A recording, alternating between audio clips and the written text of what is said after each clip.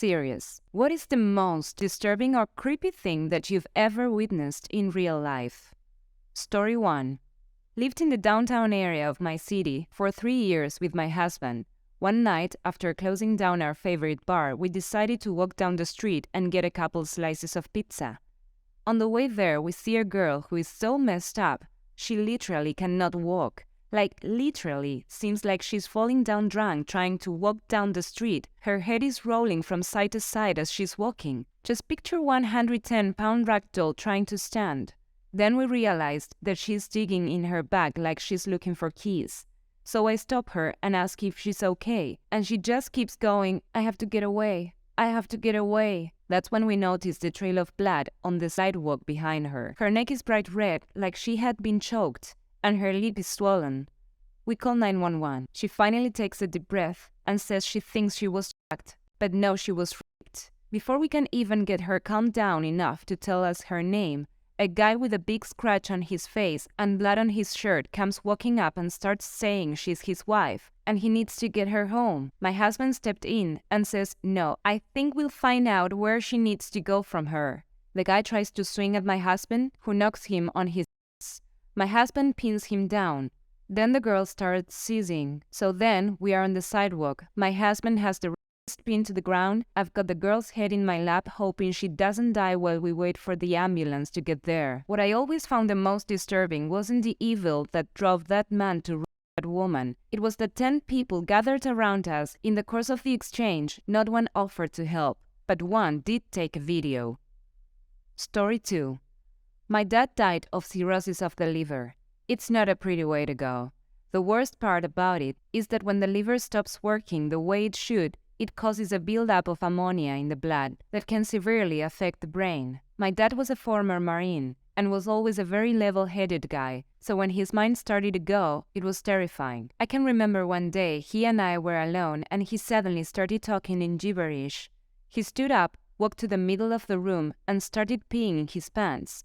I asked him what he was doing and he said, "What are you doing in the bathroom? I'm trying to go pee. Get out." We were in the living room. A minute later, he collapsed on the floor and I had to call 911. It might not sound creepy to some, but seeing your parent like that is awful. Story 3. I'm a paramedic and have been for about 10 years now, and I've seen a lot of disturbing things, but one thing sticks out to me more than the rest. When I was still new, I went on a call for flu-like symptoms, and the elderly lady literally had just a fever, body aches and a cough, with no other complaints. So we are all thinking she might actually have the flu. She wanted to go to the hospital, so we got her on the cot, and the design of her ground floor apartment with all her furniture made it impossible to turn the cot around, so we had to wheel her out backwards with me at her feet and staring at her face.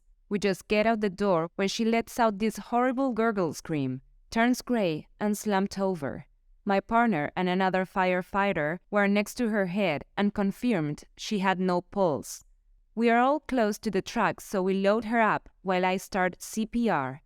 As I start pumping her chest, she goes from this blank stare of the dead to looking right at me with this confused look on her face and starts moving her arms trying to get me to stop. So I do. Instantly, she was back to dead again, complete with blank stare and no movement. This time the 3 of us confirmed no pulse, and so I continued CPR, and she starts looking up at me again with that same confused look and moving her arms around again. Now I'm thinking this has to be a mistake. She can't be dead and moving while I do CPR, can she? I stop, check, still dead with no pulse. Resume CPR, and yes, again she was looking up right at my eyes, moving again. So weirded out as I was, I just started talking to her to try to let her know why I was doing CPR on her, as my partner got the cardiac monitor defibrillator pad stuck on her. When I stopped for the rhythm check, she was in ventricular fibrillation. A single shock and we got a slow pulse back. Started the cardiac monitor spacing function, and while she never regained consciousness, we got her to the hospital alive. Found out later she ultimately died at the hospital, but I'll never forget that look on her face while we made eye contact while I did CPR on her. I had no idea that could happen, but the doctor in the ER told me that if CPR is started quickly enough and the compressions are deep enough, you actually can remain somewhat conscious during it, even if your heart is otherwise not beating. Has happened to me a handful of times since then, and so I always talk to my dead patients now while we are doing CPR just in case. Story 4. Walking with a friend on the sidewalk of a crowded street in the city I was living in a few weeks ago, there was a loud, terrible noise that made us both spin around, and I witnessed someone being launched into the air after being hit by a car and their body being mangled on the ground after impact. I rushed over and the person was obviously dead, eyes wide open, blood trickling out of mouth. I'm not deeply scared by it since I've come to accept it happens every day, but I do think about it often. The only person who knows about it besides me is the person I was with and my closest friends. Would rather keep it in the past. Story 5. This is going to sound lame, but it's my answer. I'm sitting on the couch alone at night watching TV, lights are off, and I've got my cat in my lap.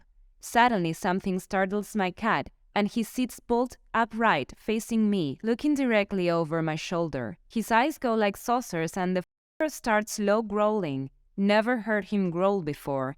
He was frozen, staring, didn't move. I've got nothing behind me, that I know of, but a brick wall with maybe a half-meter gap between the couch and the wall. So I'm frozen in place watching my cat, who is frozen in place watching something behind me, and he's watching it intently. At this point, there's no doubt in my mind from his reaction that there's someone behind me. He's only scared of one thing: strangers. Now, if it was a bug or a moth, his gaze would be darting and he'd had some playfulness about him. Nope, not in this instance. He was locked onto something that truly scared him. He was a statue, fight or flight mode. Eventually, I get the balls up to slowly turn around. Nothing. I look behind the couch in the gap.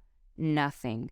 My cat settles and goes back to sleep. Either a f***ing ghost was in the room with me that night or my cat is an asshole. Scared the living shit out of me though. Like sheer, creeping fear as I genuinely thought someone had snuck up behind me. Story 6. I was at a movie alone, and I came out to get some soda, and there was a guy waiting outside the theater just looking off. I came out 45 minutes later to pee, and the guy was in the movie theater just standing around in the lobby. There was something totally out of place about him. Dressed normal for the area, but he was looking around nervously and trying to avoid any sort of eye contact. So I look at the movie times, and there are like 3 kids' movies getting out in half hour. I ask him, "Are you waiting for your kids to get out of a movie?" And he booked it out the door. It was a theater in a mostly empty strip mall, and it was like 40 degrees Fahrenheit out, so he probably wasn't out for a stroll. I don't know if he was just a weirdo or if he had actual nefarious intentions, but it stuck with me. This isn't the most disturbing thing I've seen, but it's one of the creepier memories I have. Story 7. I used to be an EMT, and we got a call for a multiple car collision. We get on scene, and there are a few injuries among the car drivers, but nothing too serious. Going through each person, I noticed a man kneeling on the ground facing away from me. I ran up and asked if he was hurt, and noticed he was holding his son. Apparently, one of the cars hit and killed the kid while the dad and son were walking. I put my hand on his shoulder. The dad was so grief-stricken, he was not breathing. And when he finally took a breath, he screamed like something I've never heard before. That still haunts me. No one should have to see their child die. Let me know your stories in the comments to be part of a future video. Like and subscribe to be notified of new uploads, and click on this video to hear more stories.